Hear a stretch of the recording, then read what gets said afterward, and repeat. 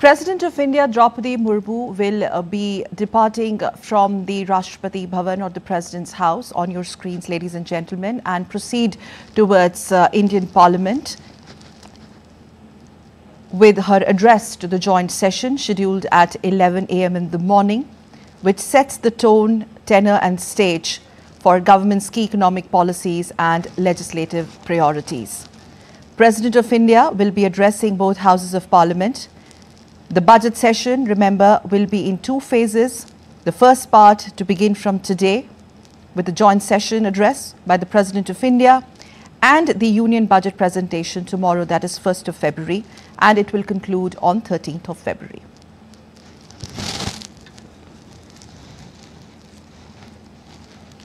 There will be discussions on the President's address for 3 days, Monday, Tuesday, as well as on the 4th of February, as well as Thursday, 6th of February. President of India Draupadi Murmu departing from Rashtrapati Bhavan or the President's house en route to Indian Parliament to address the joint session.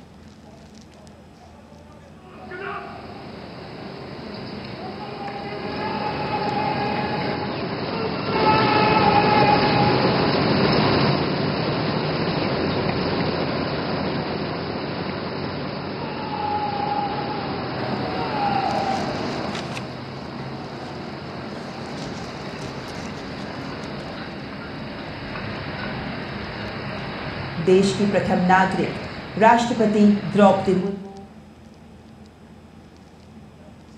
Supreme Commander of the Armed Forces, the first citizen of the country, President of India Draupadi Murmu, en route to Parliament of India to address the joint session of the Indian Parliament, where she is expected to outline the key economic policies and the legislative priorities and the governance agenda of the government, while addressing both houses of the Parliament, scheduled at 11 a.m. IST, kick-starting the budget session, which is divided in two phases. The first beginning today with the Union Budget presentation tomorrow, 1st of February, with the conclusion on 13th of Feb. Live visuals of Rashtrapati Bhavan on your screens.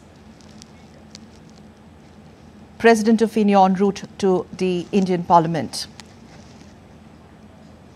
And as we stay with these visuals, senior journalist Shekhar Iyer also joins us on this special broadcast.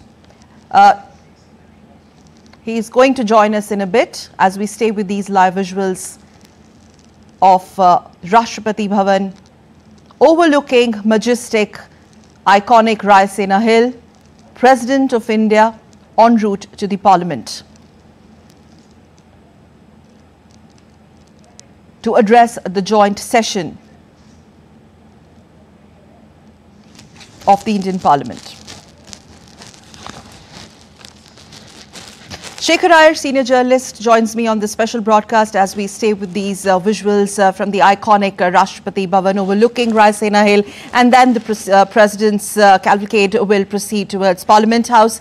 Shekhar ji, this is historical, but as is the tradition, overview of the significance of the President's address to the joint session of Parliament, which in a way sets the tone for the budget session also.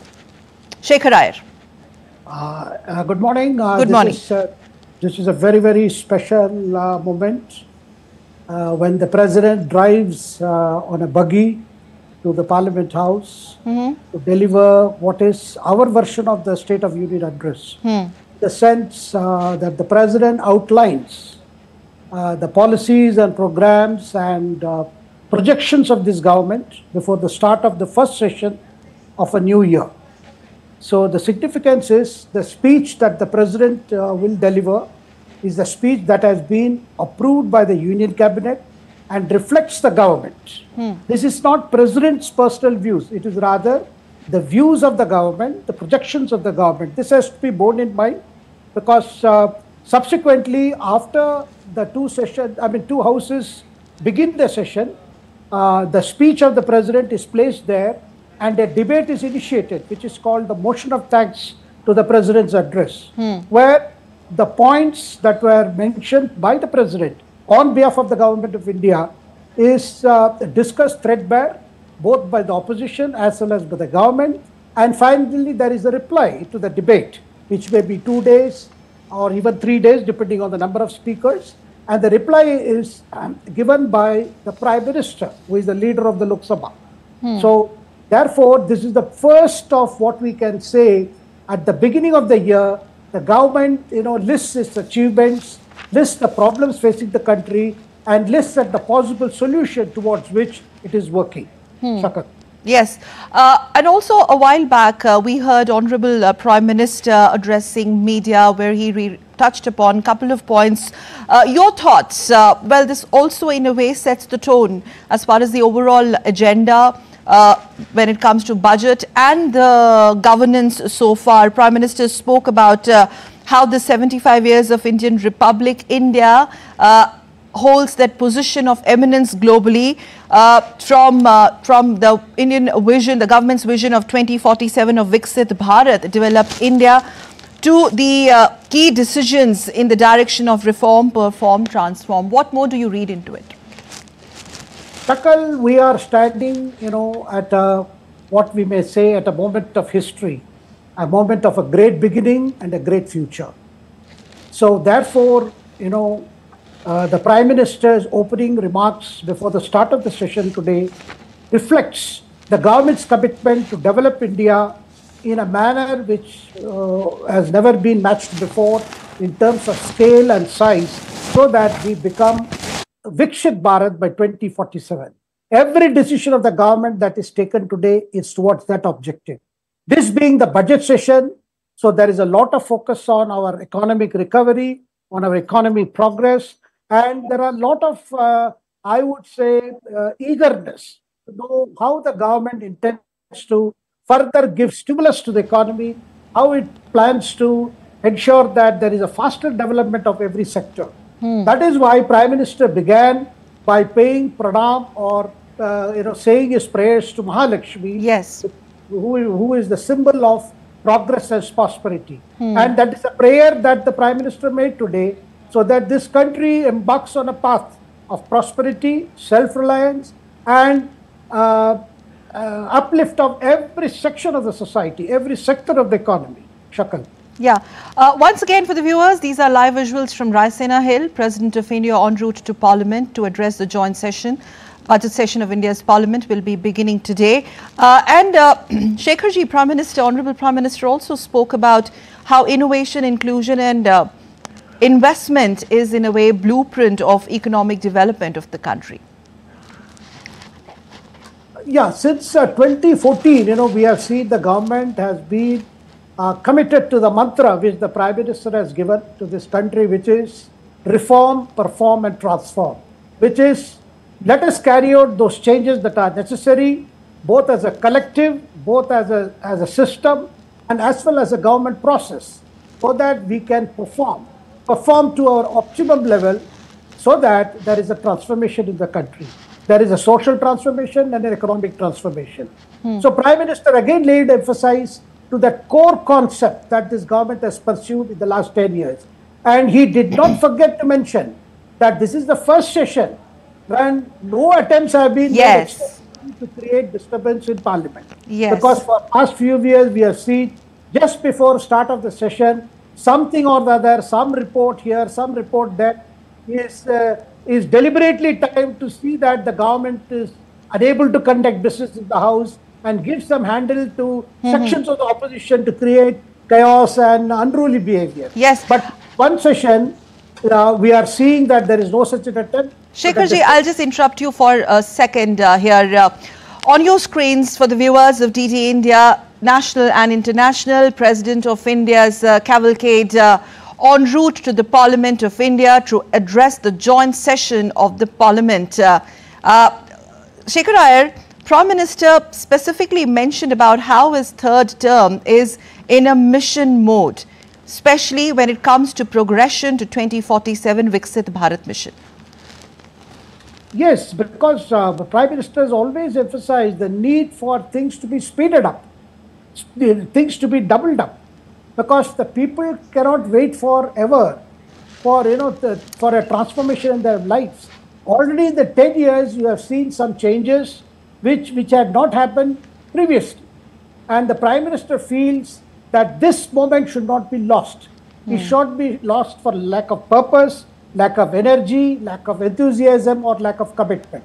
So from the government side, the Prime Minister has always emphasized that this is an opportunity for us. Yes, there are tremendous challenges, but this is an opportunity. And the government has opened up several things by way of new schemes, new projects, budgetary allocation, in terms of even resources availability. There is not a single sector for which financial considerations have been made so that the people themselves can take opportunity, can use this occasion to better themselves, to create productivity, to create jobs, and to ensure that society at large benefits from the government decisions and actions. Yeah, Prime Minister also spoke about the historical bills that are going to be discussed and debated in this session, and there was a specific mention of Nari Shakti or women empowerment. Well, there have been several schemes that have been on cards, which have been directed at ensuring that not just the level playing field for women, but also to ensure that they benefit largely from the government's approach. So this time, we are not yet clear as to which are the bills which will be directed towards this, but there are several important bills. We already know the Waqf bill particularly, which has already been, the parliamentary committee has given its report. There are similarly some other bills which are pending. Vice President arriving at the Parliament of India, being greeted by the Speaker as we stand by for the Honourable President's address to the joint session of the Parliament 2025 budget session of India's Parliament to begin today, as we stay with these live visuals of President's cavalcade arriving in the new Parliament premises. Shekhar Iyer, senior journalist, continues to stay with us. Once again, just to quickly reiterate the significance of the joint session of the President, what all does it entail? Shekharji. Well, this is one occasion where the President travels to Parliament House, and भाव विभोर होके इस देश के मुखिया भारतीय गणराज्य की प्रमुख राष्ट्रपति द्रौपदी मुर्मू का. Shekhar sir, please go ahead. You were talking about what all does the President's address to the joint session entail and its significance. Shekhar Iyer. Can you hear me? Yes, sir. Please go ahead. We are with the live visuals of President's cavalcade arriving at the Parliament premises. Please go ahead. Yeah. Shakal, this President's address is particularly significant because several global changes have happened, and everybody is assessing the impact of President Donald Trump's return as President of the United States. Shekhar sir, I'm going to interrupt you a bit. I'm sorry, but ladies and gentlemen, President of India, Srimati Draupadi Murmu, the Supreme Commander of the Armed Forces, arriving at the Parliament premises to address the joint session of the Parliament 2025 as budget session of India's Parliament begins today. The budget session will begin with President's address. President of India on your screens arriving at the Parliament premises to address the joint session, which sets the stage for the key economic policies and the legislative priorities of the government.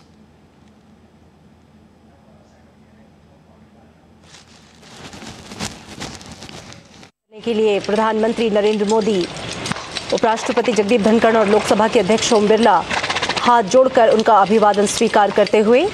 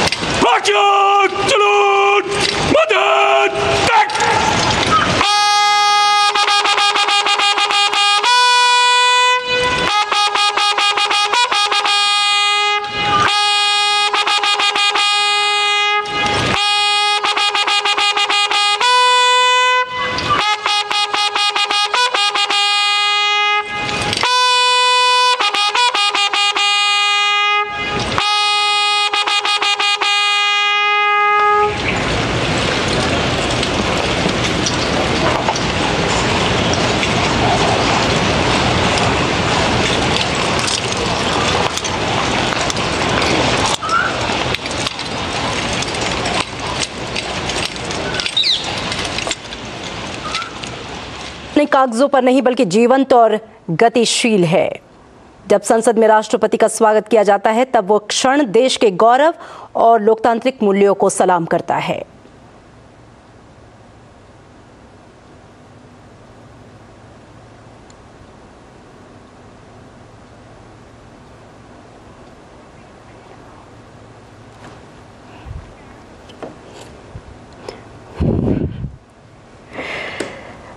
राष्ट्रपति का ये आगमन सत्ता के प्रतीक सेंगोल के साथ उनका स्वागत और उनको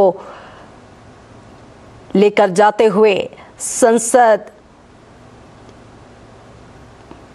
संयुक्त अधिवेशन के लिए, जहां पर वो संबोधित करेंगी लोकसभा और राज्यसभा के सदस्यों को एक साथ, बेहद महत्वपूर्ण ये क्षण। राष्ट्रपति का आगमन इस देश को ये याद दिलाता है कि भारत का जो लोकतंत्र है वो केवल संवैधानिक कागजों पर नहीं बल्कि जीवंत और गतिशील है। जब संसद में राष्ट्रपति का स्वागत होता है तो वो क्षण देश के गौरव और लोकतांत्रिक मूल्यों को सलाम करने जैसा होता है। भारतीय संस्कृति में राष्ट्रपति का संसद में प्रवेश अतिथि सत्कार की भावना से भी जुड़ा है। गार्ड ऑफ ऑनर और सम्मान समारोह इस बात का प्रतीक है कि हम अपने संवैधानिक प्रमुख का सम्मान किस गहराई और किस आत्मसम्मान के साथ करते हैं। ये पारंपरिक सम्मान केवल राष्ट्रपति के लिए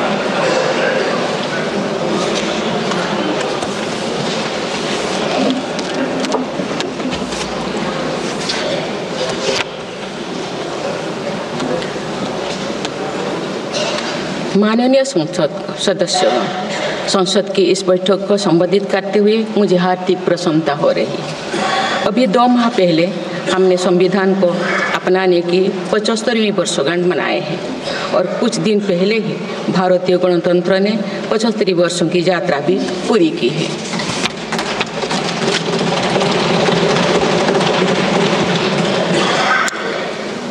ये अवसर लोकतंत्र की जननी के रूप में भारत के गौरव को नई ऊंचाई देगा। मैं सभी देशवासियों की तरफ से बाबा साहेब आम्बेडकर समेत सभी संविधान निर्माताओं को नमन करती हूँ।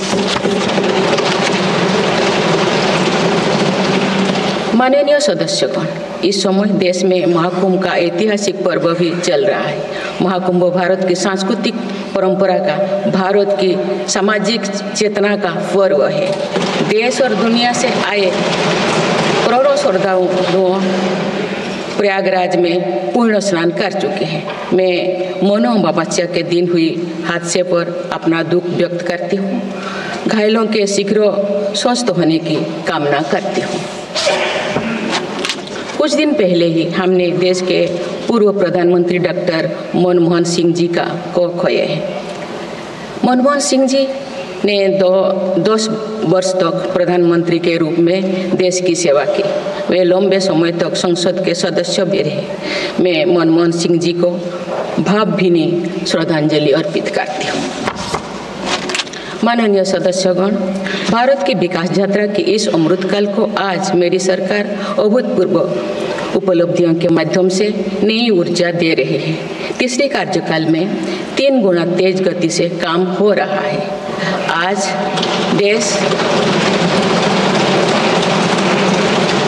देश बड़े निर्णयों और नीतियों को असाधारण गति से लागू होते देख रहा है और इन निर्णयों में देश की गरीब, मध्यम वर्ग, युवा, महिलाओं, किसानों को सर्वोच्च प्राथमिकता मिली।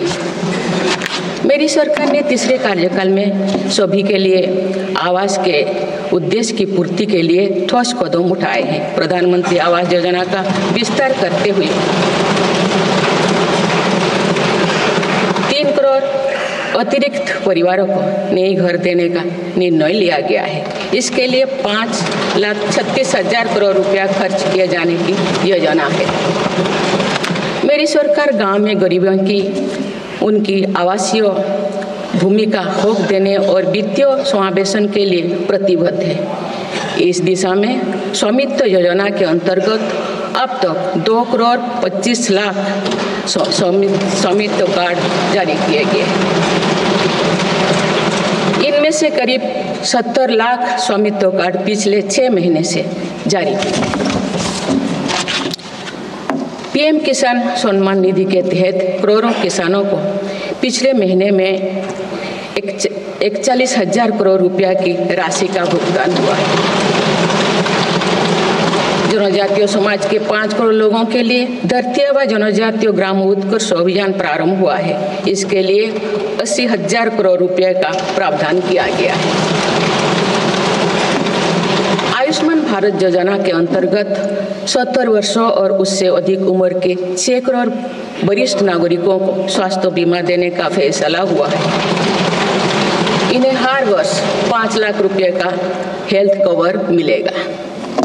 छोटे उद्यमियों के लिए मुद्रा ऋण की सीमा 10 लाख रुपये से बढ़कर 20 लाख रुपया कर दी गई है। मेरी सरकार ने युवाओं की शिक्षा और उनके लिए रोजगार के नए अवसर तैयार करने पर विशेष फोकस किया है। मेधावी छात्रों को उच्च शिक्षा में वित्तीय सहायता देने के लिए पीएम विद्यालक्ष्मी योजना शुरू की गई है। 1 करोड़ युवाओं को शीर्ष 500 कंपनियों में इंटर्नशिप के अवसर भी दिए जाएंगे। पेपर लीक की घटनाओं को रोकने और भर्ती में पारदर्शिता सुनिश्चित करने के लिए नया कानून लागू किया गया है। सहकार से समृद्धि की भावना पर चलते हुए सरकार ने त्रिभुवन सहकारी यूनिवर्सिटी की स्थापना को प्रस्ताव स्वीकृत किया है। सरकार ने प्रधानमंत्री ग्राम सड़क योजना के 4थे चरण में 25,000 बस्तियों को जोड़ने के लिए 70,000 करोड़ रुपया स्वीकृत किए। आज जब हमारा देश अटल जी की जन्म शताब्दी का वर्ष मना रहा है, तो प्रधानमंत्री ग्राम सड़क योजना उनके विजन का पर्याय बनी हुई है। देश में अब 71,000 वंदे भारत, अमृत भारत और नमो भारत ट्रेन चल रही है, जिनमें पिछले 6 माह में ही 17 नए वंदे भारत और 1 नमो भारत ट्रेन को जोड़ा गया है।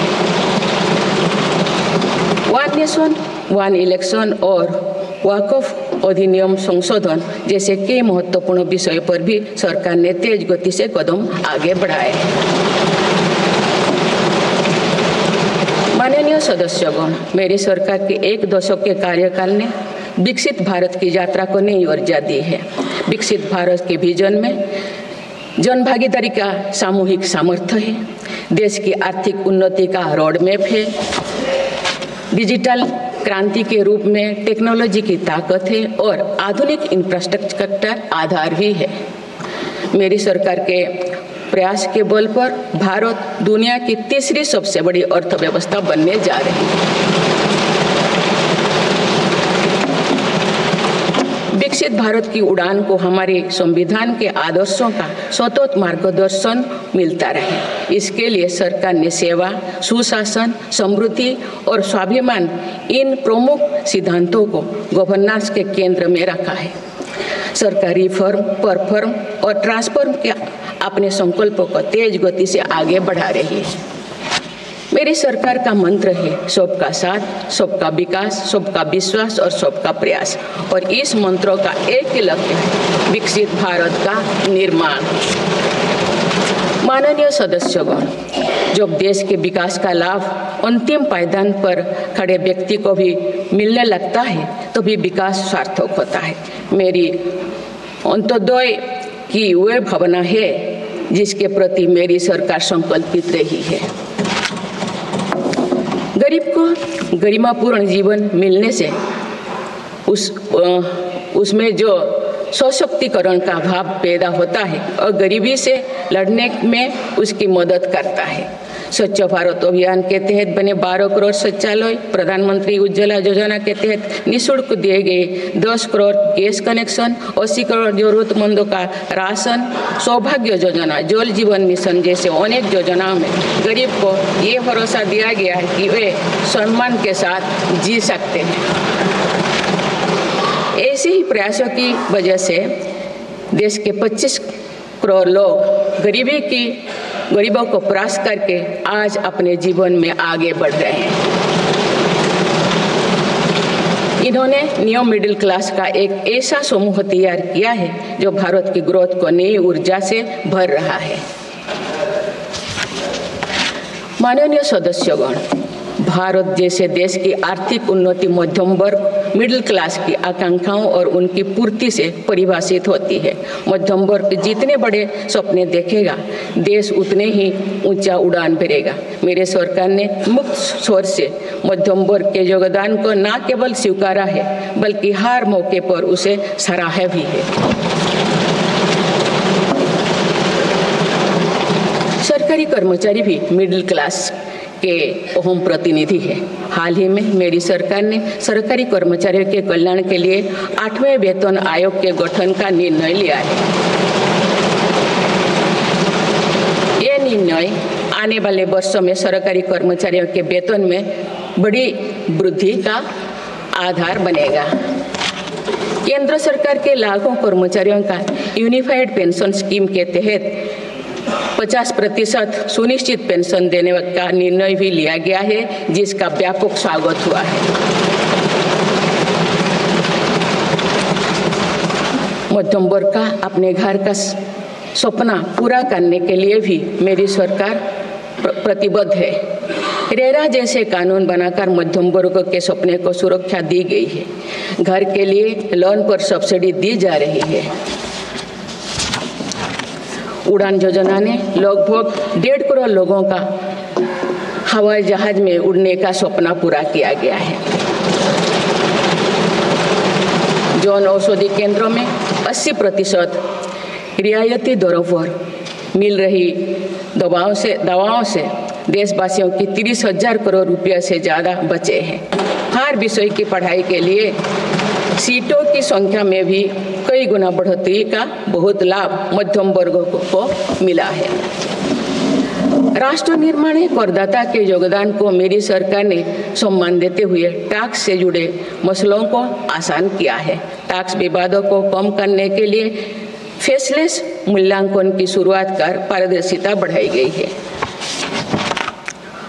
आप देश में 75 वर्ष से अधिक उम्र के वरिष्ठ नागरिकों को जिन्हें सिर्फ पेंशन मिलती है, आयकर रिटर्न दाखिल करने के संबंध में स्वयं निर्णय लेने का अधिकार दिया गया है।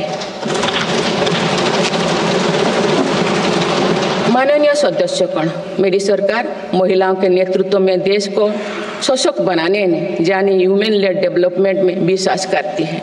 नारी शक्ति बंधन अधिनियम के द्वारा लोकसभा और विधानसभा में महिलाओं के लिए आरक्षण इस दिशा में एक महत्वपूर्ण कदम है। राष्ट्रीय ग्रामीण आजीविका मिशन के तहत 91 लाख से अधिक स्वयं सहायता समूहों को सशक्त किया जा रहा है। देश की 10 करोड़ से भी अधिक महिलाओं को इसके साथ जोड़ा गया है। इन्हें कुल 9 लाख करोड़ रुपए से अधिक की राशि बैंक लिंकेज के माध्यम से वितरित की जा रही है। मेरी सरकार का लक्ष्य देश में 3 करोड़ लखपति दीदी बनाने का है। आज 1 करोड़ 15 लाख से भी अधिक लखपति दीदी एक गरिमामयी जीवन जी रहे हैं।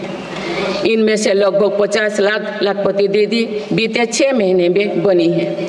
ये महिलाएं एक उद्यमी के रूप में अपने परिवार के आय में योगदान दे रहे हैं। इंश्योरेंस फॉर ऑल की भावना के साथ कुछ महीने पूर्व ही बीमा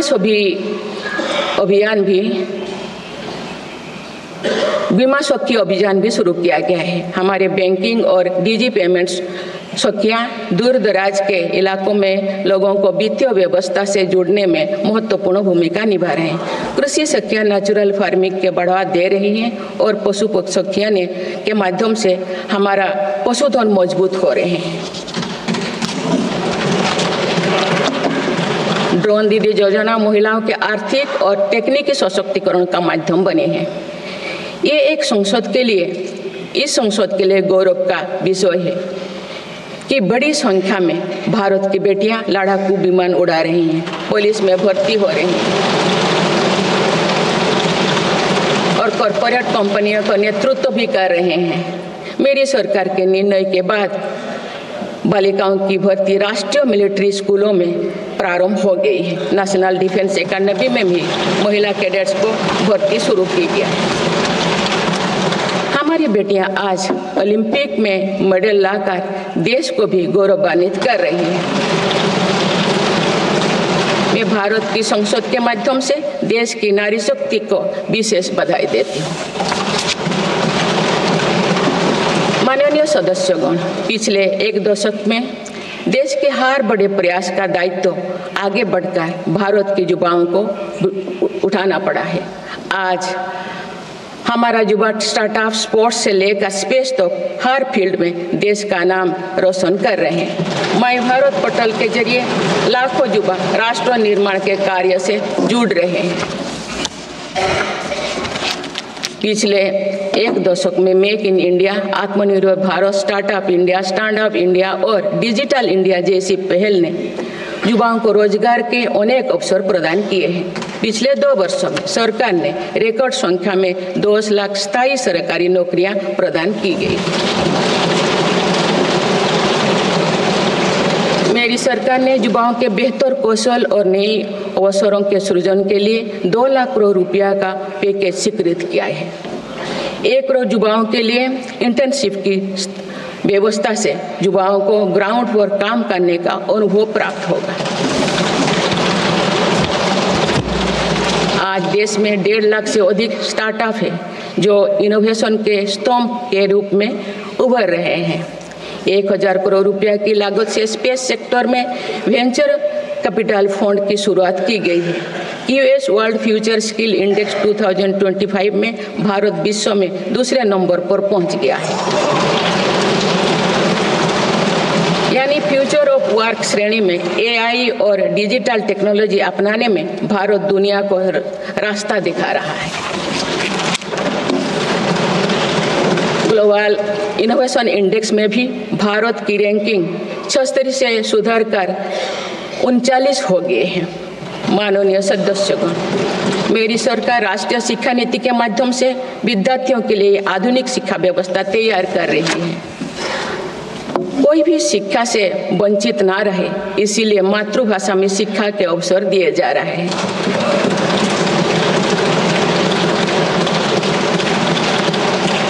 विभिन्न भर्ती परीक्षाएं 13 भारतीय भाषाएं में आयोजित कर भाषा संबंधी बाधाओं को भी दूर किया गया है।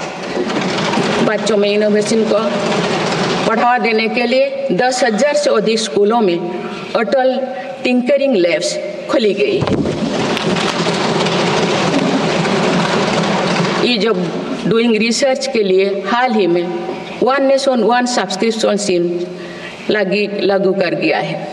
इससे अंतर्राष्ट्रीय शोध की सामग्री निःशुल्क उपलब्ध हो सकेगी। पिछले एक दशक में उच्च शिक्षण संस्थानों की संख्या बढ़ी है। इनकी गुणवत्ता में भी व्यापक सुधार हुआ है। यूएस विश्व यूनिवर्सिटी एशिया रैंकिंग में हमारे 163 विश्वविद्यालय शामिल हुई है।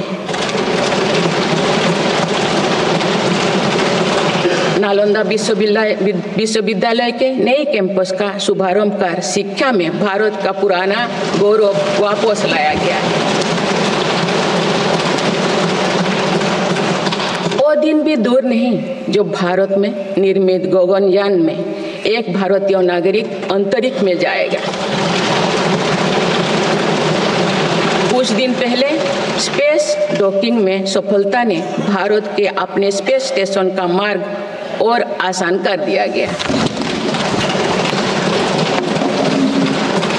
कुछ दिन पहले इसरो ने अपना 100वां लॉन्च करते हुए सैटेलाइट के सफलतापूर्वक स्थापित किए।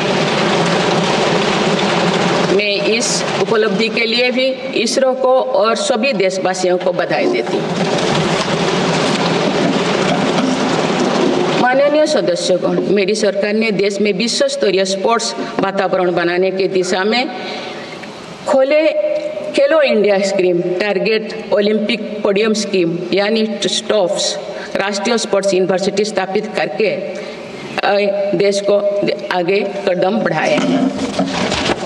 दिव्यांग के लिए ग्वालियर में विशेष खेल केंद्र खोला गया है। भारत की टीमों में चाहे ओलंपिक हो या फिर पैरालंपिक, हर जगह बेहतरीन प्रदर्शन किया गया है। हाल ही में विश्व शतरंज चैंपियनशिप में भी भारत ने अपना परचम लहराया है। फिट इंडिया मूवमेंट चलाकर हम सशक्त युवा शक्ति का निर्माण कर रहे हैं।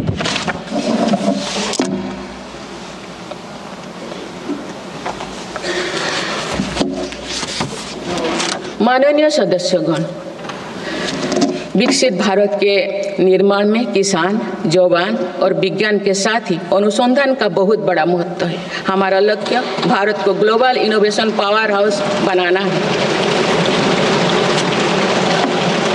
देश के शिक्षण संस्थानों में अनुसंधान को बढ़ावा देने के लिए 50,000 करोड़ रुपया की लागत से अनुसंधान नेशनल रिसर्च फाउंडेशन स्थापित किया गया है। 10,000 करोड़ रुपया के लागत से विज्ञान धारा योजना के तहत विज्ञान एवं प्रौद्योगिकी में इनोवेशन को बढ़ावा दिया जा रहा है। आर्टिफिशियल इंटेलिजेंस के क्षेत्र में भारत के योगदान को आगे बढ़ाते हुए इंडिया एआई मिशन प्रारंभ किया गया है।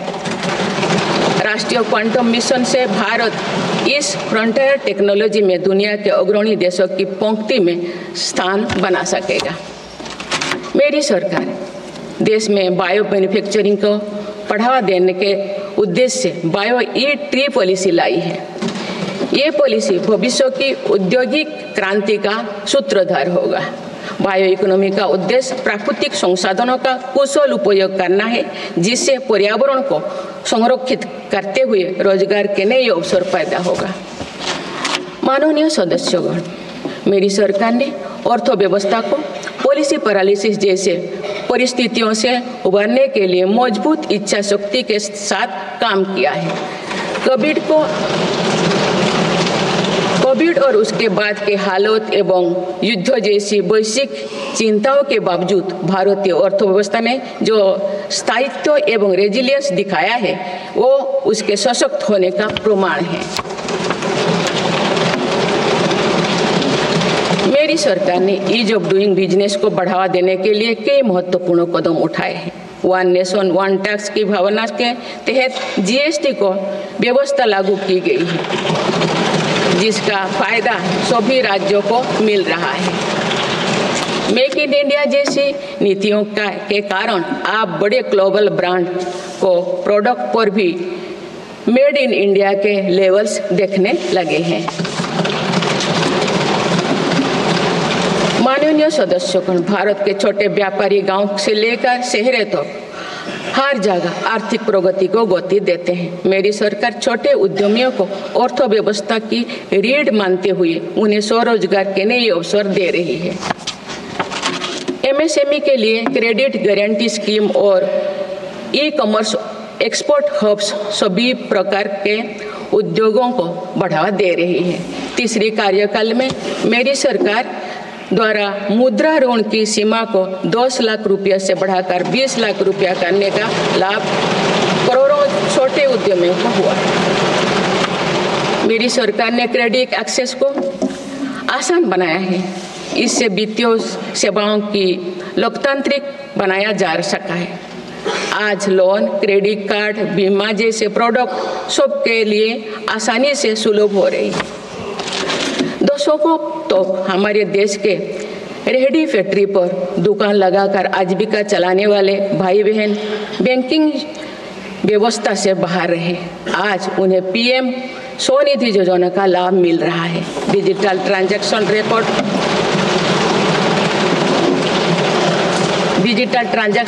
रिकॉर्ड के आधार पर उनको बिजनेस बढ़ाने के लिए और लोन मिलता है।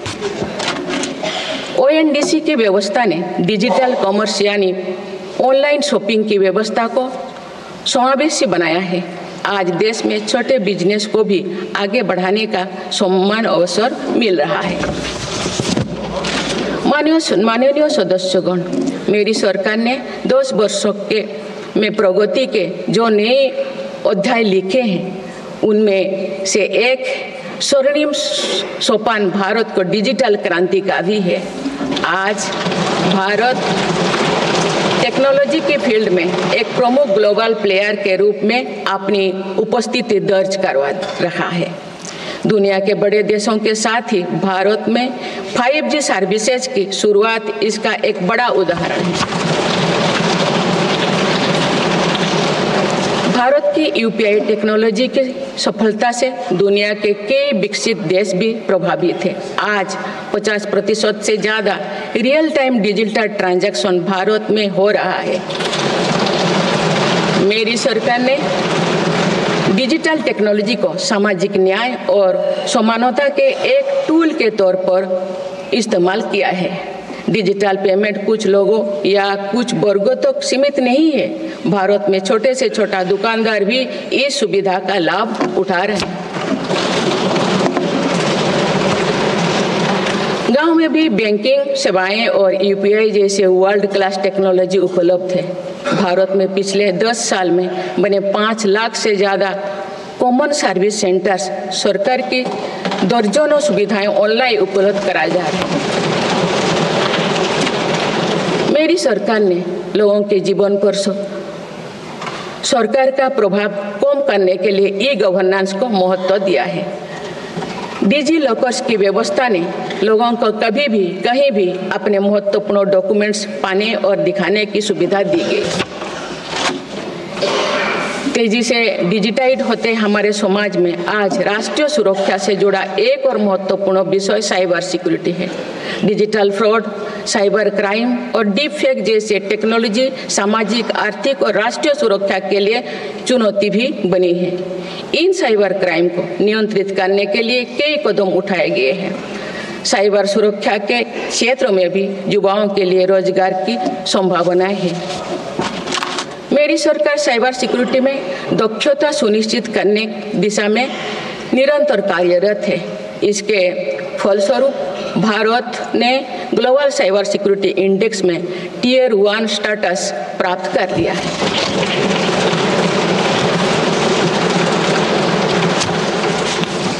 माननीय सदस्यगण, किसी भी देश का आधुनिक इंफ्रास्ट्रक्चर ने केवल उसके नागरिकों को एक बेहतर जीवन एवं देश को नई पहचान देता है, बल्कि देश को एक नया आत्मविश्वास भी देता है। बीते दशक में भारत ने वर्ल्ड क्लास इंफ्रास्ट्रक्चर निर्माण के कई माइलस्टोन तय किए हैं। इस आधुनिक इंफ्रास्ट्रक्चर से दुनिया में भारत की छवि मजबूत हुई है। इन्वेस्टर्स का भारत के प्रति भरोसा बढ़ा है, उपयोग को बल मिला है और नए रोजगार का निर्माण हो रहा है। मेरी सरकार देश के हर हिस्से को हाईवे, एक्सप्रेसवे से कनेक्ट करने के लिए मिशन मोड में काम कर रही है। पीएम गति शक्ति नेशनल मास्टर प्लान के द्वारा परियोजना पर पूरा करने की गति तेज हुई है। 2 साल पहले बुनियादी ढांचे का बजट लगभग 2 लाख करोड़ रुपया था, जो पिछले बजट में बढ़कर 11 लाख करोड़ रुपया से अधिक हो गया।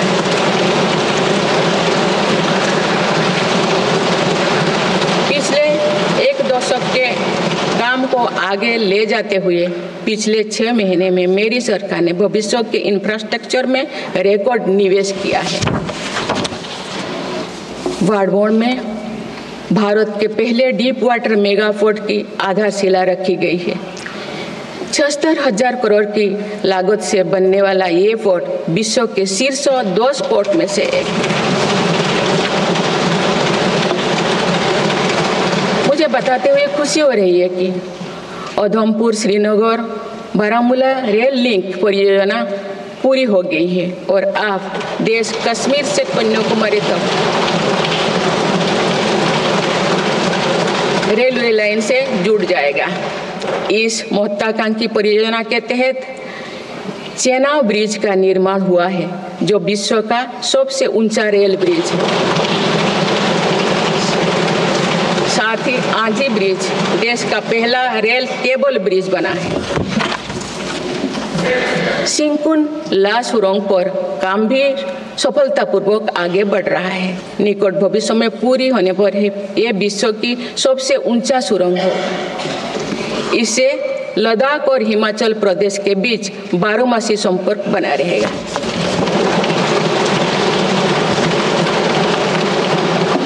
भारत का एविएशन सेक्टर तेजी से विकास कर रहा है।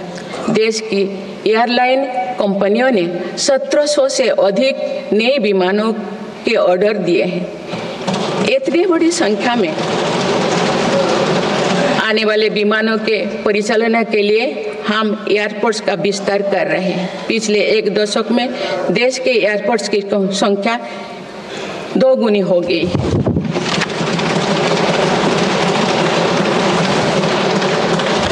माननीय सदस्यगण, विकसित भारत को गति देने के लिए हमारे शहरों को फ्यूचर रेडी बनाना आवश्यक है।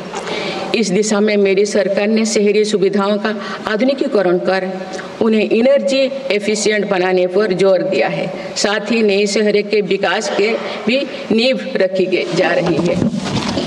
मेरी सरकार ने लगभग 28,000 करोड़ रुपया के निवेश से देश भर में 12 इंडस्ट्रियल नोड और शहरों के पास 100 औद्योगिक पार्क बनाने का भी निर्णय लिया है।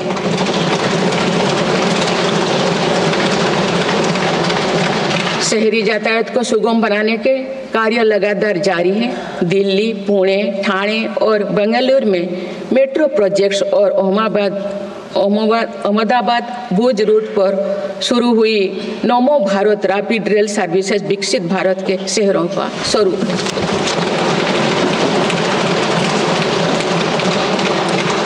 कुछ सप्ताह पूर्व ही दिल्ली में रिठारा नरेला कुंडली कॉरिडोर का काम शुरू हुआ है, जो दिल्ली मेट्रो नेटवर्क के बड़े सेक्शन में से एक होगा। मेरी सरकार के निरंतर प्रयास से दिल्ली में मेट्रो टूर लगातार बढ़ रहा है। 2014 में दिल्ली एनसीआर में मेट्रो का कुल नेटवर्क 200 किलोमीटर से भी कम था। अब ये बढ़कर दुगुना से भी ज़्यादा हो गया।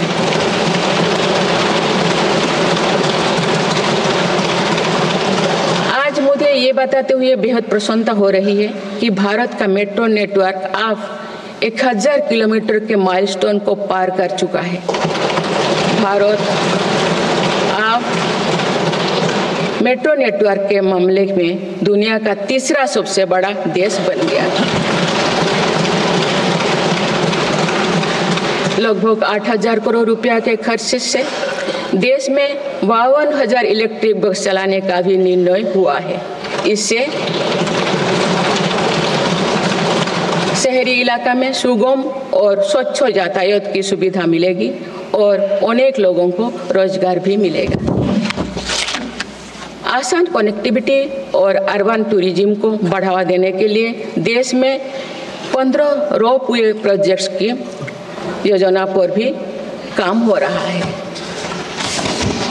माननीय सदस्यगण, मेरी सरकार बहुआयामी एवं समरस सर्वस्पर्शी विकास की नीतियों पर काम करती आई है। इसीलिए मेरी सरकार ने जितना बल फिजिकल इंफ्रास्ट्रक्चर पर दिया है, उतने ही सौगन प्रयास सोशल इंफ्रास्ट्रक्चर क्रांति के लिए भी किए हैं। समाज के हर वर्ग तक सस्ती, सुलभ और गुणवत्तापूर्ण स्वास्थ्य सेवाएं पहुंचे, ये मेरी सरकार की प्राथमिकता है। अस्पताल, इलाज और सेवा की व्यवस्था के कारण एक सामान्य परिवार में स्वास्थ्य पर होने वाला खर्च निरंतर कम हो रहा है। देश में नागरिकों तक बेहतर स्वास्थ्य सेवाएं पहुंचाने के लिए 1,75,000 आयुष्मान आरोग्य मंदिर बने हैं।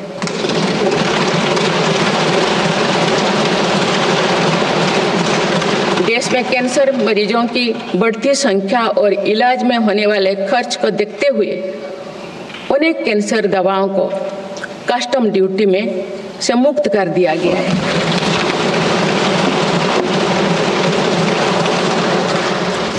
सर्वाइकल कैंसर के लिए अब तक लगभग 9 करोड़ महिलाओं की स्क्रीनिंग की जा चुकी है। मेरी सरकार के प्रयास से दिमागी बुखार से लड़ने में देश को काफ़ी सफलता मिली है। इससे होने वाले मृत्यु दर अब घटकर 6% रह गए। राष्ट्रीय टीबी उन्मूलन कार्यक्रम के अंतर्गत टीबी के मरीजों की संख्या भी घटी है। मेरी सभी देशवासियों और माननीय सांसदों से आग्रह है कि हम सब मिलकर टीबी मुक्त भारत के अभियान को सफल बनाने में अपना योगदान दें। भारत में मातृ मृत्यु दर और शिशु मृत्यु दर में भी व्यापक सुधार हुआ है। गर्भवती महिलाओं और बच्चों के टीकाकरण कार्यक्रम की सही ट्रैकिंग रखने के लिए यूइन पोर्टल लॉन्च किया गया है। इस पोर्टल पर अब तक लगभग 30 करोड़ वैक्सीन खुराक दर्ज हो चुका है। टेलीमेडिसिन के माध्यम से 30 करोड़ से अधिक ई टेली कंसल्टेशन से नागरिकों को स्वास्थ्य लाभ मिला है।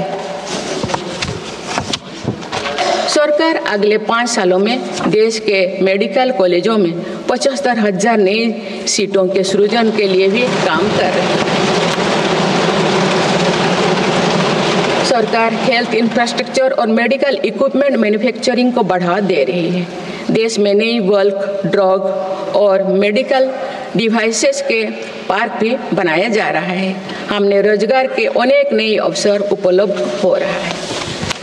माननीय सदस्यगण, भारत में आधुनिक और आत्मनिर्भर कृषि व्यवस्था हमारा लक्ष्य है। मेरी सरकार किसानों को फसलों का उचित दाम दिलाने और उनकी आय बढ़ाने के लिए समर्पित भाव से काम कर रही है।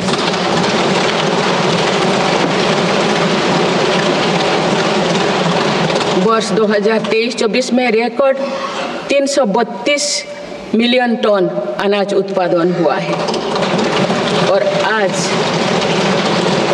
आज भारत विश्व का सबसे बड़ा दूध, दाल और मसालों का उत्पादक है।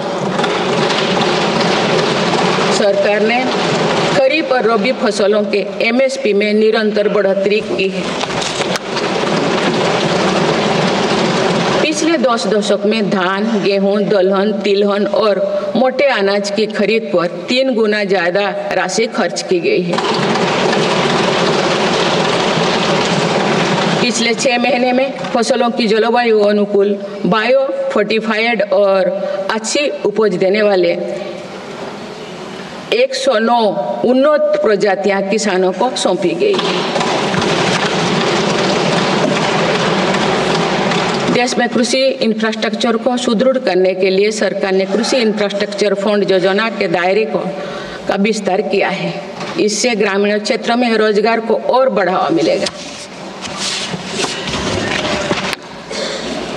देश में तिलहन उत्पादन को बढ़ावा देने और खाद्य तेलों में आत्मनिर्भरता प्राप्त करने के उद्देश्य से national mission on oil seeds को स्वीकृति दी गई है। प्राकृतिक खेती को बढ़ावा देने के लिए भी राष्ट्रीय मिशन चलाया जा रहा है। इस वर्ष की शुरुआत में ही किसानों को सस्ती दरों में DAP की उपलब्धता सुनिश्चित करने के लिए विशेष पैकेज की अवधि की बढ़ाया गया है। मत्स्य पालन को बढ़ावा देने के लिए 11 एकीकृत एक्वा पार्क की स्थापना की गई है। माननीय सदस्यगण, कुछ सप्ताह पूर्व ही भारत मौसम विज्ञान विभाग के 150 साल पूरी हुई है। वेदर रेडी और क्लाइमेट स्मार्ट भारत के लिए मेरी सरकार ने 2000 करोड़ रुपए की लागत से मिशन मौसम प्रारंभ किया है, जिसका लाभ हमारे किसानों को भी मिलेगा। बाबा साहेब अम्बेडकर के विजन पर चलते हुए देश के सूखाग्रस्त इलाकों में सिंचाई और पीने के पानी उपलब्ध कराने के लिए मेरी सरकार ने 2 ऐतिहासिक रिवर इंटरलिंकिंग परियोजनाओं पर काम आगे बढ़ाया है। 40,000 करोड़ रुपये से अधिक लागत की किन बेतवा लिंक परियोजना में मध्य प्रदेश और उत्तर प्रदेश के लाखों ग्रामीणों भाई बहन का लाभ मिलेगा। संशोधित पार्वती कालीमेघी चंबल लिंक परियोजना में राजस्थान और मध्य प्रदेश में सिंचाई और पीने के पानी की आवश्यकता की पूर्ति। पोलावरम सिंचाई परियोजना को पूरा करने के लिए 12,000 करोड़ रुपया की अतिरिक्त राशि भी स्वीकृत की गई है। माननीय सदस्यगण, हमारे 8 लाख सहकारी संस्थाएं एवं उनके 19 करोड़ हितधारक सदस्य ग्रामीण भारत के करीब 90% क्षेत्र का प्रतिनिधित्व करते हैं। बीते वर्षों में शहरी क्षेत्रों में भी सहकारी संस्थाओं का विस्तार हुआ है। सहकारी सेक्टर के आर्थिक सशक्तिकरण के लिए उठाए गए विभिन्न कदमों के फलस्वरूप रोजगार के अनेक अवसर सृजित हो गए हैं। वर्ष 2025 को अंतर्राष्ट्रीय सहकारिता वर्ष के रूप में मनाया जा रहा है, जिसमें भारत अपना महत्वपूर्ण योगदान देगा।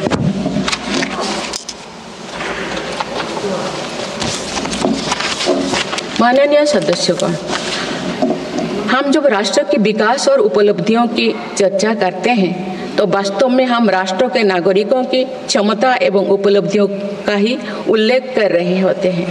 आज देश के विकास में सबका साथ है, इसीलिए हम देश के सही सामर्थ्यों का अनुभव कर पा रहे हैं।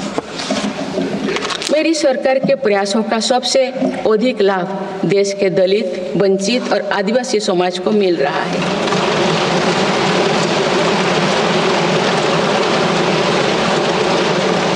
आज़ादी के दशकों बाद भी हमारे जिस जनजातीय एवं आदिवासी समाज की उपेक्षा होती रही, मेरी सरकार ने उसके कल्याण को पहली प्राथमिकता दी है। धरती आबा जनजातीय ग्राम उत्कर्ष अभियान और PM जनमन योजना इसका प्रत्यक्ष उदाहरण है। देश भर में स्थापित 470 से अधिक एकलव्य मॉडल आवासीय विद्यालय के माध्यम से लगभग 1.25 लाख आदिवासी बच्चों को स्कूली शिक्षा दी जा रही है।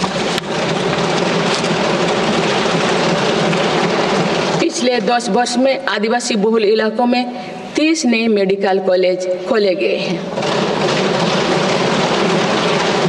विशेष राष्ट्रीय मिशन चलाकर आदिवासी समुदाय की सिकल सेल से जुड़े स्वास्थ्य सेवाओं पर भी ध्यान दिया जा रहा है।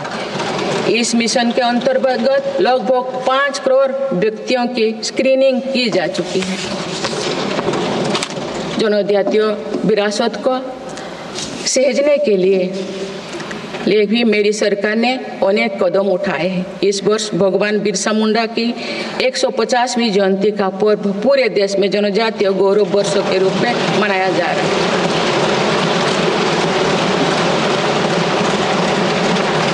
माननीय सदस्यगण, विकसित भारत की एक महत्वपूर्ण कसौटी देश का संतुलित विकास है। किसी क्षेत्रों में ये भावना नहीं होनी चाहिए कि वे विकास में पीछे छूट रहे हैं। मेरी सरकार ने नॉर्थ ईस्ट के लोगों की इन्हीं भावनाओं को समझा, उनके दिल से दूरियों का भाव समाप्त किया।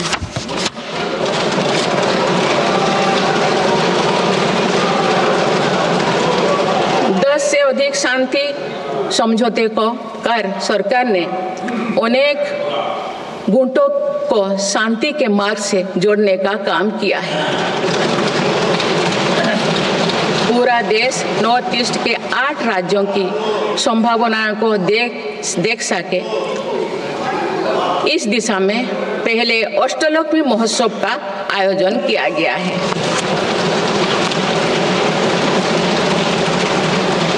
पूर्वोत्तर के विकास के साथ साथ सरकार ने देश के पूर्वोत्तर यानी पूर्वी राज्यों के सर्वांगीण विकास की कार्य योजना पर काम शुरू कर दिया गया है, जिससे रोजगार के नए अवसर भी उपलब्ध होगी। अंडमान निकोबार एवं लक्षद्वीप में विकास की कई परियोजनाएं प्रारंभ कर उन्हें राष्ट्र की विकास यात्रा में महत्वपूर्ण स्थान दिया गया है। अनुच्छेद 370 हटाने के बाद जम्मू कश्मीर में विकास का एक नया वातावरण बना है।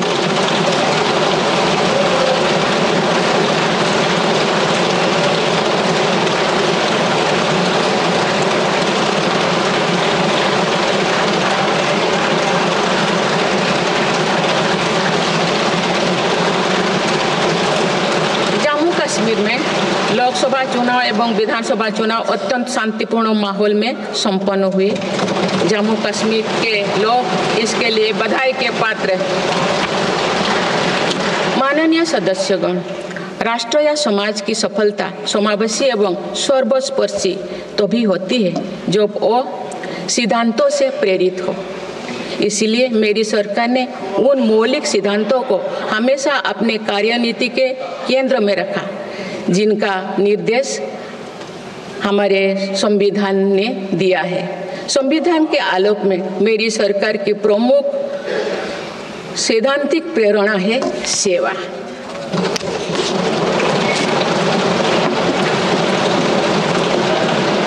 मेरी सरकार मानती है कि 140 करोड़ देशवासियों की सेवा ही सरकार का प्रमुख कर्तव्य है।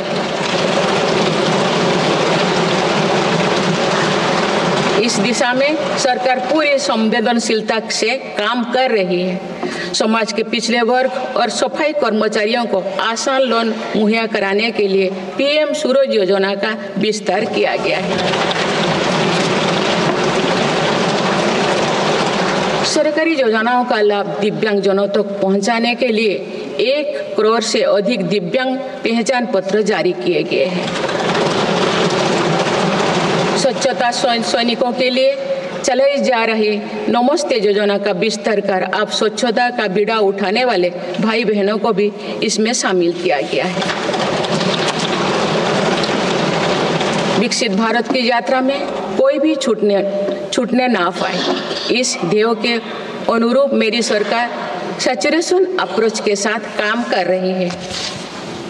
माननीय सदस्यगण, बीता दशक भारत की सांस्कृतिक चेतना के पुनः जागरण का दशक रहा है।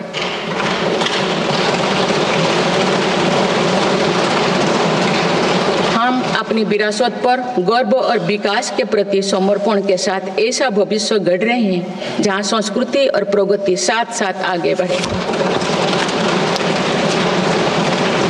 इस वर्ष हम डॉक्टर श्यामा प्रसाद मुखर्जी की 125वीं जयंती मनाए हैं।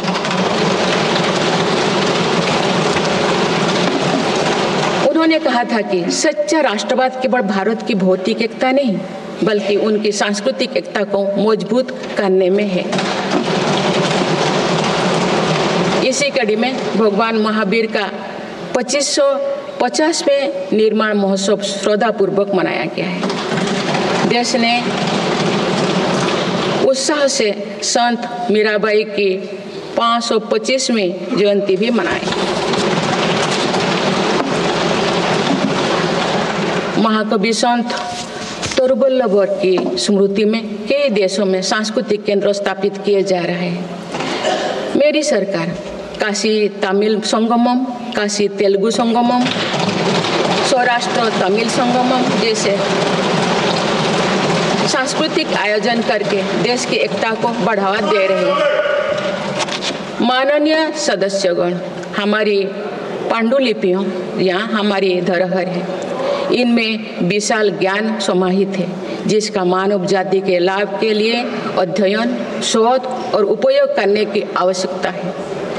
उन्होंने प्रौद्योगिकी का उपयोग करके पांडुलिपियों के डिजिटाइजेशन और संरक्षण का कार्य मिशन मोड पर प्रारंभ किया जा रहा है। देश की विरासत का एक महत्वपूर्ण स्तंभ हमारी समृद्ध भाषा संस्कृति है। मुझे खुशी है कि सरकार ने आसामी, मराठी, पाली, प्राकृत और बांग्ला भाषाओं को क्लासिकल लैंग्वेज का दर्जा दिया है। भारत की सभी भाषाओं में सरलता से संवाद के लिए AI की सहायता से भाषिणी प्लेटफॉर्म का देशवासी व्यापक उपयोग कर रहे हैं। माननीय सदस्यगण, मेरी सरकार के प्रयासों से आज विश्व के सांस्कृतिक मंच पर भारत ने ग्लोबल लीडर की पहचान बनाई है।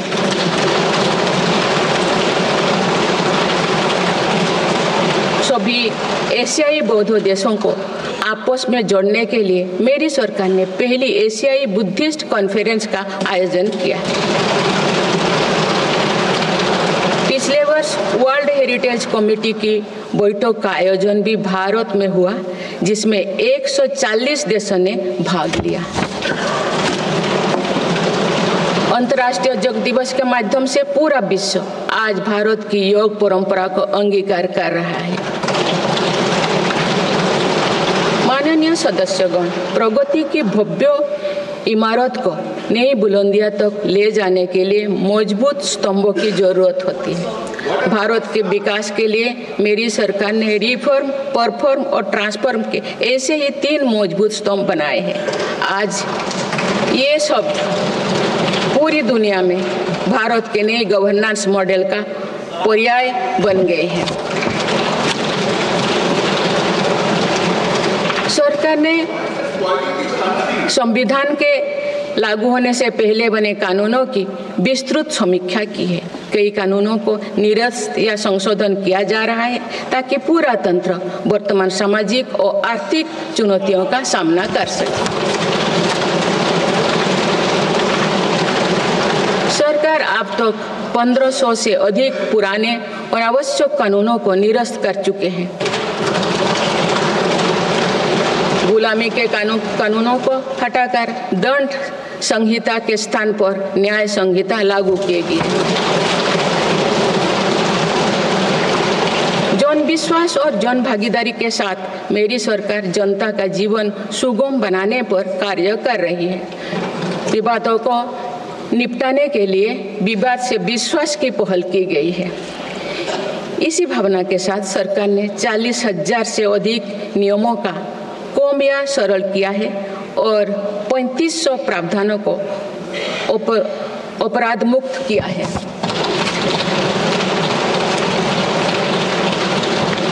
मेरी सरकार ने देश के अत्यंत पिछड़े इलाकों में आकांक्षी जिला कार्यक्रम प्रारंभ कर सुशासन का एक अनूठा प्रयोग किया है। इस कार्यक्रम से इन जिलों में स्वास्थ्य, पोषण, कृषि, सामाजिक विकास और शिक्षा जैसे विभिन्न मापदंडों में उल्लेखनीय प्रगति हुई। UNDP की एक रिपोर्ट में इस पहल की बहुत सराहना की गई है। इस सफलता से प्रेरित होकर अब देश के 500 आकांक्षा ब्लॉक में भी समग्र विकास हेतु अभियान प्रारंभ किया गया है।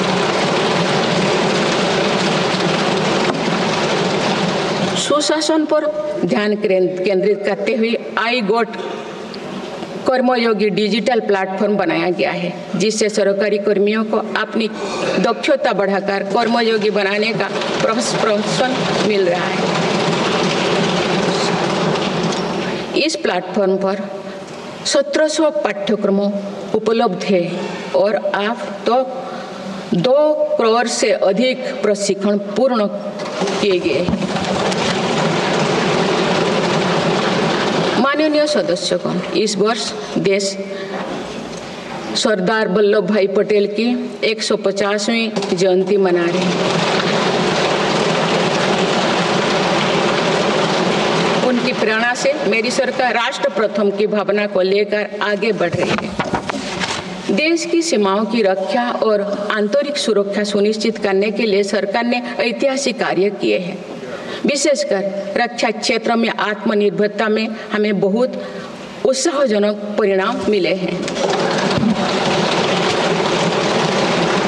हम मेक इन इंडिया से मेक फॉर द वर्ल्ड की ओर बढ़े हैं।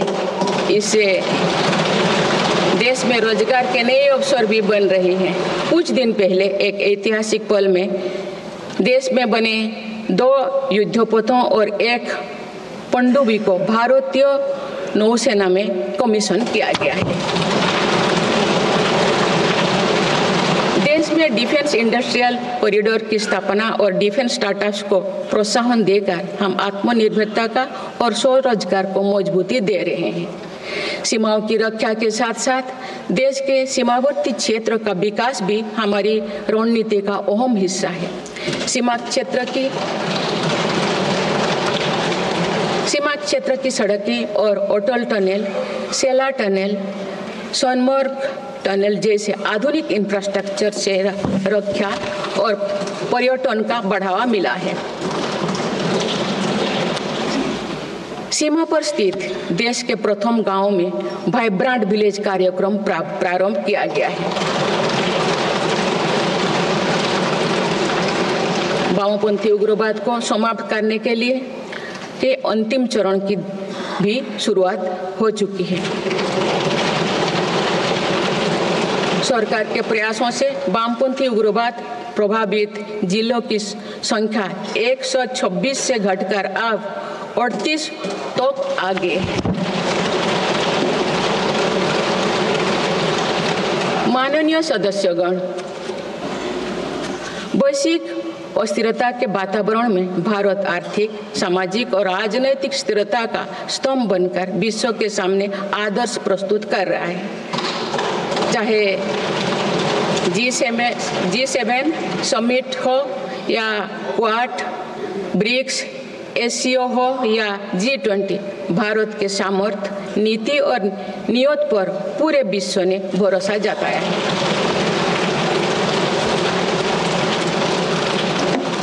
आज बड़े से बड़े वैश्विक मंच पर भी भारत अपने हितों को मजबूत के साथ आगे रखता है।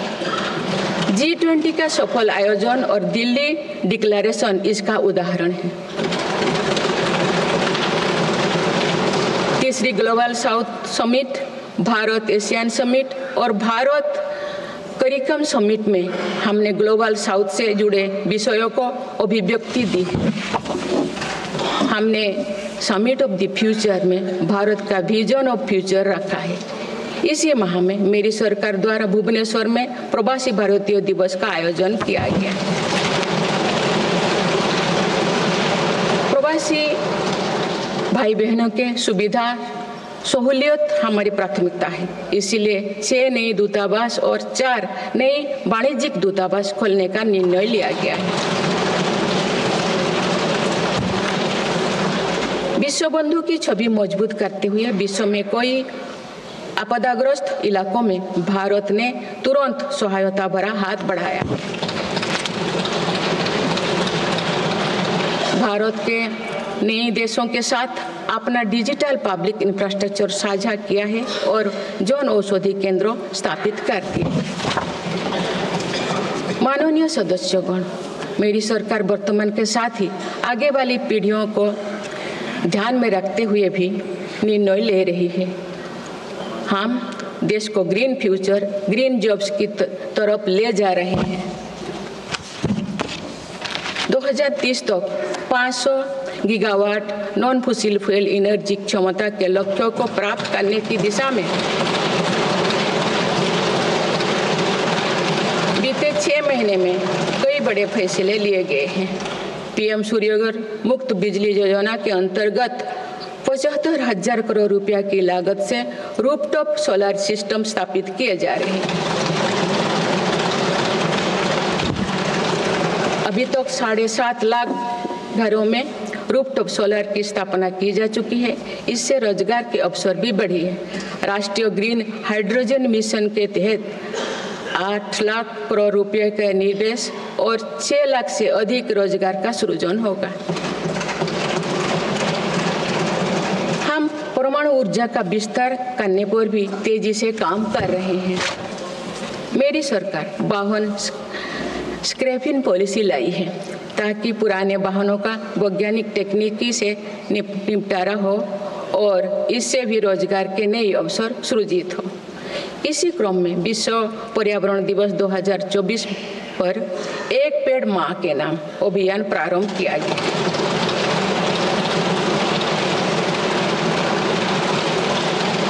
इस पहल में करोड़ों देशवासियों ने बढ़ चढ़कर हिस्सा लिया है। इस अभियान की पूरी विश्व में सराहना की गई है। माननीय सदस्यगण, हमारे भारत 140 करोड़ आबादी वाला देश है। हमारे यहाँ भिन्न भिन्न राज्य, भिन्न भिन्न क्षेत्र, भिन्न भिन्न भाषाएं हैं, परंतु एक राष्ट्र के रूप में हमारी एक ही पहचान है, वो है भारत।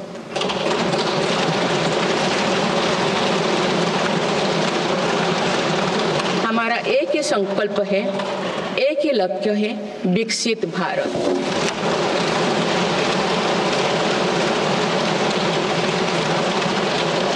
आने वाले वर्षों में देश को विकसित राष्ट्र बनाने के लिए हम सभी दृढ़ संकल्पित लें।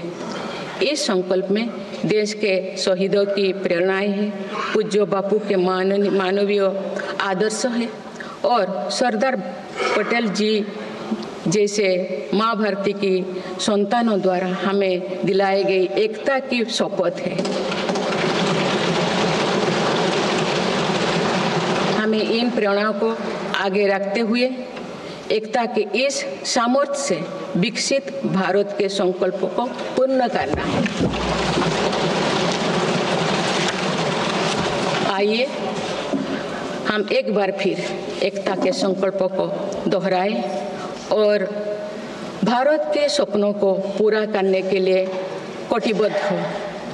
जब हम साथ मिलकर बढ़ेंगे तो हमारी भावी पीढ़ियां 2047 में अवश्य विकसित, सशक्त, समर्थ और समृद्ध भारत देखेंगी।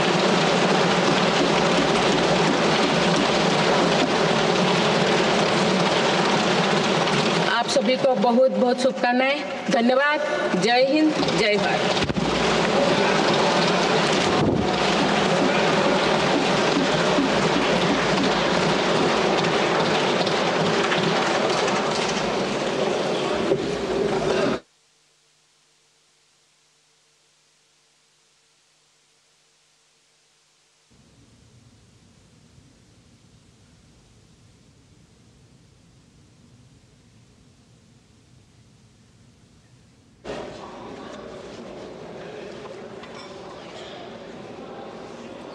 संसद के संयुक्त अधिवेशन को राष्ट्रपति द्रौपदी मुर्मू ने संबोधित किया। विकास भी विरासत भी के साथ। Honorable members, I seek to read some parts from the English version of Honorable President's address, and the rest may be considered as read. Just 2 months ago, we celebrated the 75th anniversary of adoption of our Constitution, and only a few days ago, the Indian Republic completed 75 years of its journey. Mahakumbh is a festival of India's cultural tradition and social consciousness. I express my sorrow over the unfortunate incident that occurred on Moni Amavasya and wish for the speedy recovery of the injured. To ensure that the journey towards Viksit Bharat continues to be guided by the ideals of our Constitution, the government has placed 4 key principles: service, good governance, prosperity, and pride at the core of governance. Initiatives like construction of 12 crore toilets under Swachh Bharat Abhiyan, 10 crore free LPG gas connections under Pradhan Mantri Ujjwala Yojana, ration for 80 crore needy citizens, the Subhagya Yojana and the Jal Jeevan Mission have given the poor the confidence that they can live with dignity. Due to such efforts, 25 crore people have overcome poverty and moving forward in life. Honorable members, it is a matter of pride for the Parliament that India's daughters are now flying fighter jets, joining the police force and leading corporate companies. Following my government decision, girls have entered and started enrolling in national military schools and National Defense Academy as cadets. Our daughters are also making the nation proud by winning medals in the Olympics. An internship program for 1 crore youth will provide them with hands-on experience in real-world work environment. In the QS World Future Skill Index 2025, India has risen to the 2nd place globally. Showcasing our leadership in artificial intelligence and digital technology, adoption in the future of work category. Similarly, India's rank in the Global Innovation Index has improved significantly, moving up from 76th to 39th position. For enhancing the ease of doing research, the One Nation, One Subscription scheme has recently been introduced, offering free access to international research materials. The inauguration of the new Nalanda University campus has revived India's ancient glory in education. Honorable members, the day is not far when an Indian citizen will travel to space aboard the indigenously developed Gaganyaan spacecraft. India's teams, whether at the Olympics or Paralympics, have consistently delivered outstanding performances. Recently, India also achieved remarkable success at the World Chess Championship. My government has utilized digital technology as a tool for social justice and equality.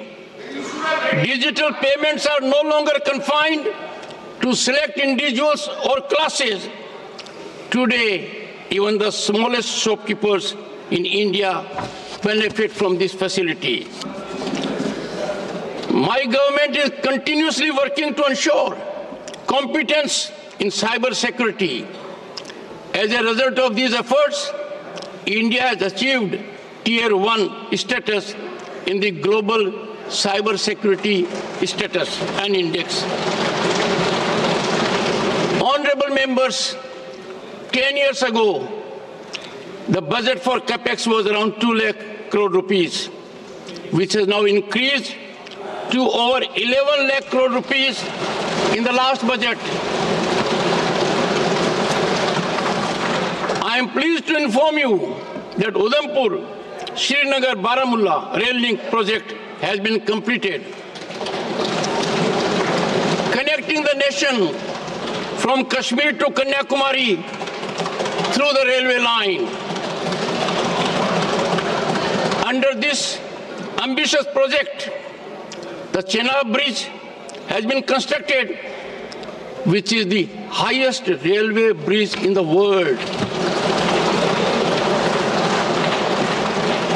Honorable members, metro projects in Delhi, Pune, Thane, and Bengaluru, along with the recently launched Namo Bharat rapid rail services on the Ahmedabad-Bhuj route, are shaping the cities of a Viksit Bharat.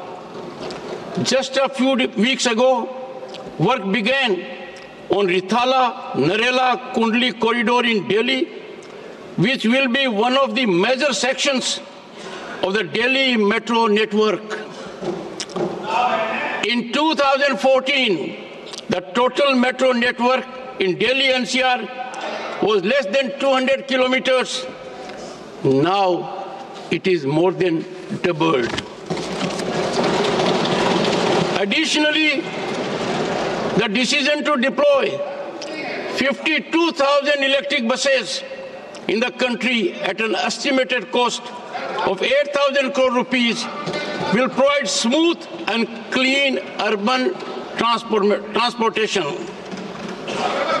Honorable members, through telemedicine, over 30 crore e-teleconsultations have provided healthcare benefit to our citizens. The government is also working on creating 75,000 new seats in medical colleges over the next 5 years. Honorable members, today, India is the largest producer of milk, pulses, and spices in the world. The government has consistently increased the minimum support price for both Kharif and Rabi crops. In the past 6 months, 109 climate-resilient, biofortified, and high-yielding advanced crop varieties have been released to farmers. A national mission is also being implemented to promote natural farming. The year 2025 is being celebrated as the International Year of Cooperatives, and India will play a significant role in this global initiative.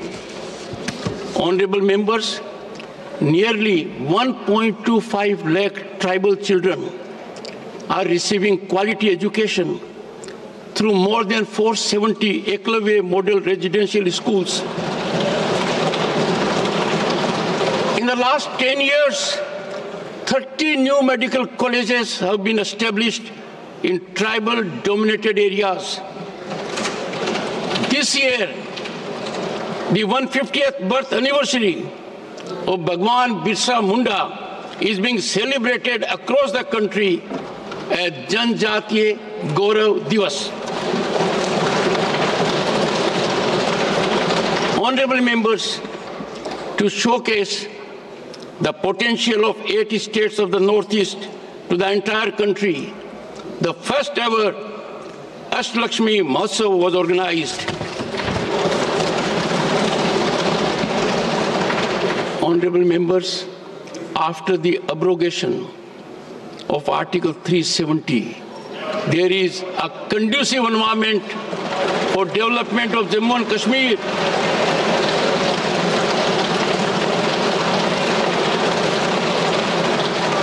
Both the Lok Sabha and Vidhan Sabha elections were conducted in a peaceful manner in Jammu and Kashmir. The people of Jammu and Kashmir deserve commendation for this remarkable achievement. Honorable members, this year we will celebrate the 125th birth anniversary of Dr. Shyama Prasad Mukherjee, who said, and I quote, "True nationalism lies not only in the physical unity of India, but in strengthening its cultural unity, unquote. My government is promoting national unity through cultural initiatives like Kashi Tamil Sangam, Kashi Telugu Sangam, and Saurashtra Tamil Sangam. By removing colonial era laws, a Nyaya Sanhita has been introduced in place of the penal code. My government has initiated the Aspirational Districts program in the country's most backward areas, implementing a unique experiment in good governance.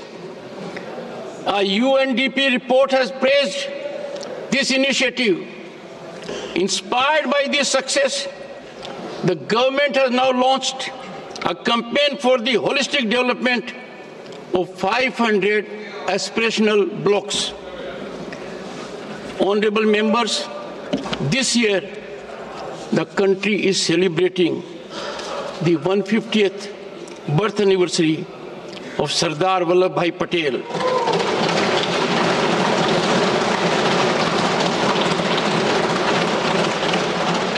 Inspired by his vision, my government is moving ahead with the principle of Nation First. Roads in border areas, along with modern infrastructure like the Atal Tunnel, Sela Tunnel, and Sonmarg Tunnel, have enhanced both defense capabilities and tourism. The Vibrant Villages program has been launched in the country's first villages located along the border. The final phase of eliminating left-wing extremism has also begun. Due to the government's efforts, the number of districts affected by left-wing extremism has been reduced from 126 to 38 only. Honorable members, several significant decisions have been taken in the last 6 months towards achieving the target of 500 gigawatt non-fossil fuel energy capacity by 2030.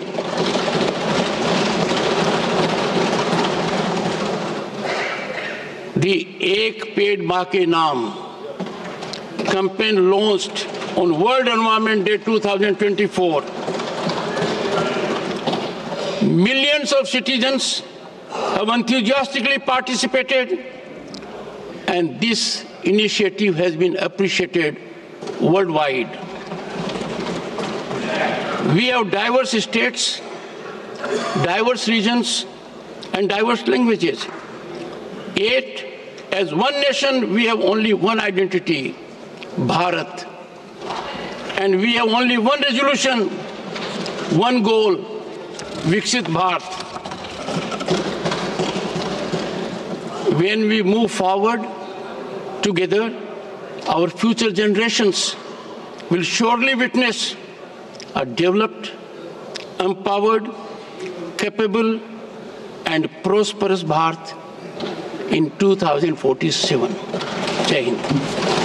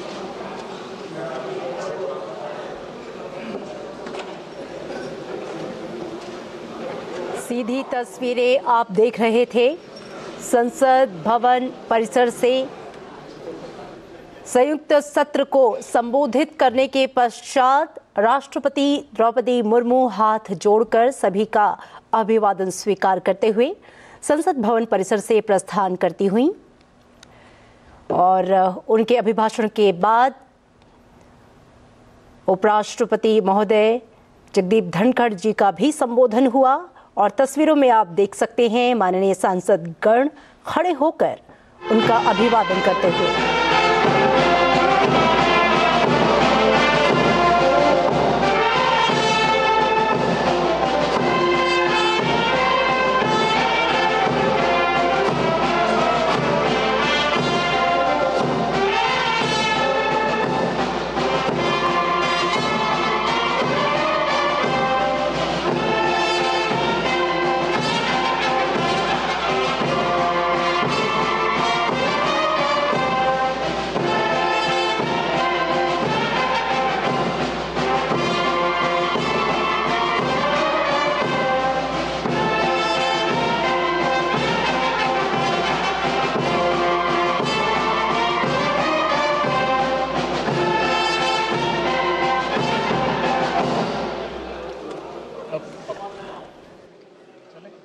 राष्ट्रपति के संयुक्त सत्र को संबोधित करने के पश्चात संसद का बजट सत्र अपने अगले चरण की ओर बढ़ चुका है। राष्ट्रपति द्रौपदी मुर्मू और उपराष्ट्रपति जगदीप धनखड़ के प्रेरणादायक शब्द हमारे मार्गदर्शक बन गए हैं। इस सत्र में जहां एक ओर विकसित भारत का सपना आकार ले रहा है तो वहीं दूसरी ओर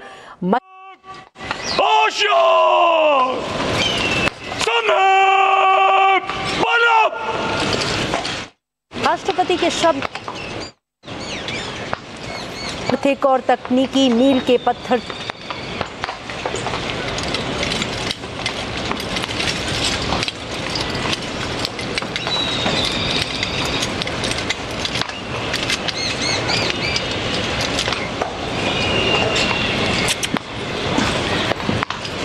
slow.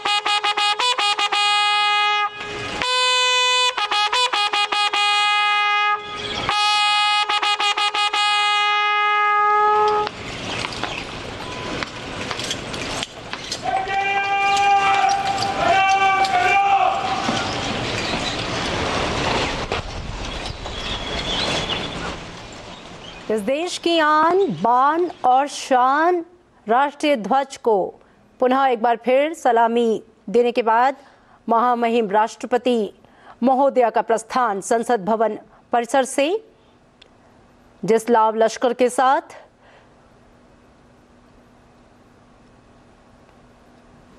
राष्ट्रपति महोदय का आगमन यहां हुआ था उसी तरीके से ससम्मान पूर्वक उनकी विदाई और अपनी बग्घी में सवार होकर राष्ट्रपति महोदया। Live visuals from Parliament premises of India on your screens. The President of India, Draupadi Murmu, departing from the Parliament to Rashtrapati Bhavan after delivering the address to the joint session of Indian Parliament, with that starting the budget session of the Parliament. With that, budget session of the Parliament begins. President Murmu delivered an hour-long speech which drew multiple applauses from the parliamentarians from both houses of parliament, the Lok Sabha and Rajya Sabha. Her speech was inclusive in agenda setting, outlining key economic policies, Modi government's legislative priorities, various governance initiatives, and nation's landmark achievements in various domains such as sports, space, artificial intelligence, etc.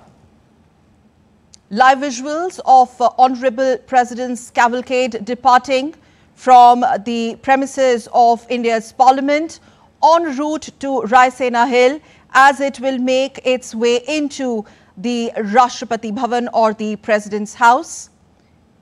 We also saw the Vice President, Honorable Vice President Jagdeep Dhankar, reading out the English version of President's address to the joint session of Parliament. Just to quickly go through the salient features of President's address, an hour-long address, as we stay with these live visuals of President's cavalcade making its way to iconic Raisena Hill. Honorable President started her speech by paying rich tribute to the former Prime Minister of the country, Dr. Manmohan Singh. She also expressed condolences over the loss of lives at Mahakumbh in Prayagraj. After that, President enumerated various government policies and initiatives and steps taken as she elaborated on various policies, steps towards shaping the very vision and dream of Viksit Bharat or developed India by 2047, which will also culminate with marking the 100 years of India's independence. Honorable President spoke about Pradhan Mantri Awas Yojana. She also talked about how this government is committed to these schemes, the welfare of farmers, downtrodden, poor, etc. She spoke about Pradhan Mantri Kisan Samman Nidhi, Ayushman Bharat, health insurance, Pradhan Mantri Gram Sadak Yojana, etc. President spoke about government taking big strides for the development with much speed. She also spoke about how youth is centric to the overall development of the country and also the internship opportunities that the government is committed to provide to the youth.